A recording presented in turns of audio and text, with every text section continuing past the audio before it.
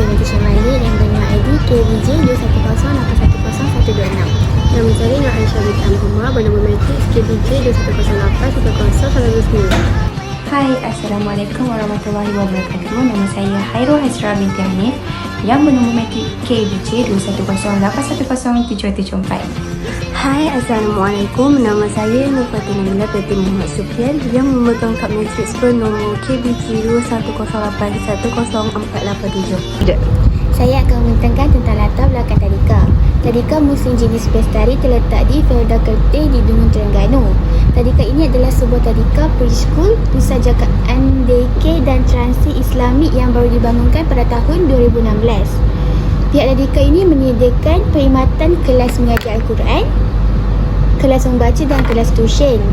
Terdapat 3 orang yang menjadi tenaga pengajar di tadika ini.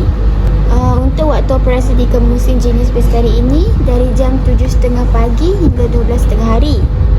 Untuk pakej penjagaan kanak-kanak ini 12.30 hari sampai 5 petang, yang ni untuk selepas waktu belajar lah.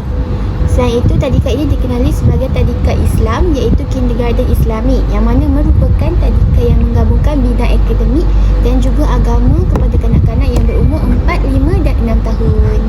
Antaranya adalah jenis penilaian yang digunakan di tadika, iaitu rekod anekdot. Rekod anekdot adalah penulisan yang ringkas, tepat dan padat mengenai peristiwa dan perubahan yang signifikan yang berlaku pada seseorang kanak-kanak. Maklumat yang perlu ada dalam rekod anekdot adalah nama, tarikh, masa, tempat, peristiwa yang berlaku, ulasan guru dan tindakan guru.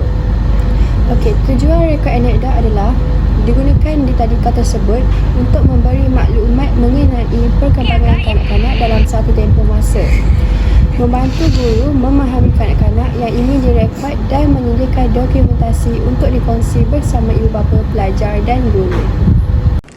Taska yang kumpulan kami pilih ialah Taska Desa Kasih. Taska Desa Kasih merupakan taman asuhan kanak-kanak yang mengasuh dan mendidik kanak-kanak seawal 2 bulan ke atas.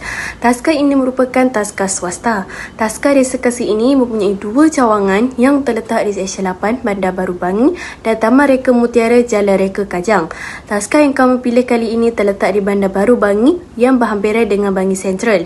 Cawangan pertama Taska Desa Kasih ini ditubuhkan pada tahun 2014 dan cawangan kedua pada tahun 2019. Penilaian di peringkat prasekolah dijalankan secara tidak formal dan berterusan. Guru hendaklah menilai kanak-kanak dari semasa ke semasa. Setiap pengajaran disampaikan oleh guru hendaklah dinilai. Tujuan penilaian ini dilakukan supaya guru dapat mengumpul maklumat sebanyak proses pengajaran dan pembelajaran serta mengetahui kemajuan kanak-kanak dalam pelbagai aktiviti dan perkembangan sikap mereka. Jadi, berbalik kepada jenis penilaian yang digunakan di Taska Desa Kasih ialah rekod NCDC. Apa itu NCDC? NCDC ialah National Child Data Center. NCDC ini digunakan sebagai pangkalan data yang juga mengemaskini profil kanak-kanak yang berdaftar di Taska seluruh negara. Melalui pengemaskinian data yang berada dalam rekod NCDC, ia dapat memberikan kelebihan kepada pihak Taska bagi mendapatkan pelbagai jenis maklumat mengenai perkembangan kanak-kanak. Selain itu, sistem NCDC ini dijana untuk menyediakan semua data perkembangan kanak-kanak dari bayi hingga 4 tahun. Data perkembangan ini merangkumi semua aspek seperti fizikal, sasiah, bahasa, deria, logik dan aktiviti yang membabitkan kanak-kanak. Hal ini dapat membantu pengusaha-pengusaha Taska supaya lebih mudah untuk mengakses semua maklumat yang diperlukan secara lebih sistematik dan cepat. Melalui data yang telah disediakan, pengusaha Taska dapat memperolehi maklumat berkaitan perkembangan kanak-kanak.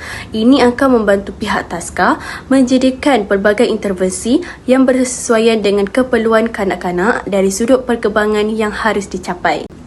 Baiklah, seterusnya cadangan penambahbaikan. Cadangan penambahbaikan yang perlu dilakukan adalah dengan mempelbagaikan lagi penilaian seperti senarai semak.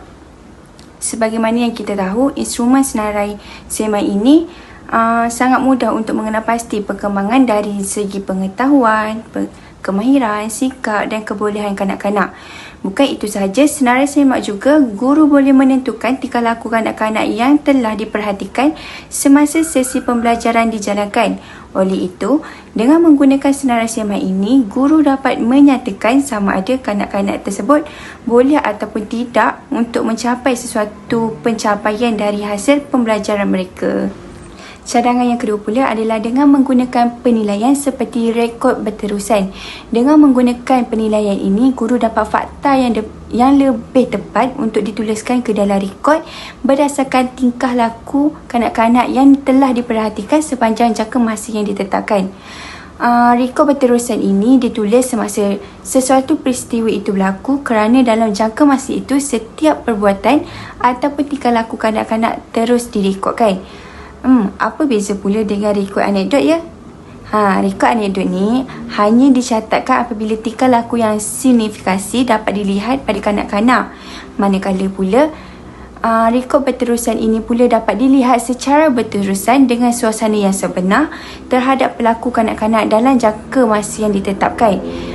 Oleh itu, rekod berterusan ini dapat membantu merekodkan tentang kemahiran, penggunaan bahasa khasnya, bahan pembelajaran serta interaksi kanak-kanak sama ada dengan rakan-rakan ataupun persekitaran mereka. Okey, untuk kesimpulan, hasil proses penilaian yang direkod membolehkan kita merancang tindakan susulan yang sesuai dengan proses penilaian. Kesemua rekod sebenarnya mempunyai kelebihan tersendiri. Kita dapat menggunakan yang mana sahaja. Kajian ini telah memberikan gambaran mengenai isu dan cabaran serta cadangan penambahbaikan dalam pentaksiran perkembangan kanak-kanak di TASKA. Oleh itu, pihak yang berkepentingan harus memahami isu dan cabaran yang dihadapi oleh pendidik dalam hal agar dapat diatasi dengan segera dan menjadikan pentaksiran kanak-kanak bukan lagi satu pilihan serta satu kemestian.